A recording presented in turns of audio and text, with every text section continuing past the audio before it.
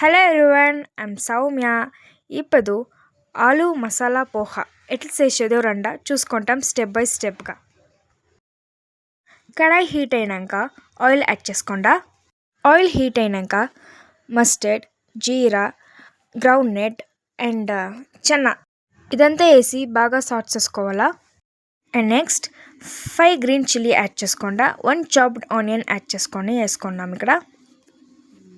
And next మనము ginger garlic పేస్ట్ని add చేసుకోవాలా. 1 big size of chopped tomato వేసి బాగా స్టిర్ చేసుకుంటున్నాము. 1/4 టీ స్పూన్ అంతా టర్మరిక్ యాడ్ చేసుకొని బాగా సాట్ చేసుకోవాలా.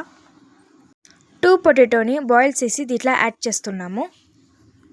వితౌట్ బాయిలింగ్ కూడా మనం పొటాటోని దీంట్లో యాడ్ చేసి కూడా మనము మిక్స్ చేసుకోవచ్చు. మసాలా బాగా అబ్జర్వ్ అయ్యే వరకు ఆ పొటాటోని సాట్ చేసుకుంటున్నాండా. రిక్వైర్డ్ ఆఫ్ సాల్ట్ యాడ్ చేసుకోండా. సాల్ట్ జాస్తిగా కూడా యాడ్ చేసుకోవద్దంట, ఎలాంటి అది బాగుండేలే మనకి తినేకి, ప్లస్ ఫుడ్డే వేస్ట్ అయిపోతాయి. అండ్ నెక్స్ట్ ఇప్పుడు పోహా యాడ్ చేసుకొని ఆ మసాలాలో బాగా మిక్స్ చేసుకోండా.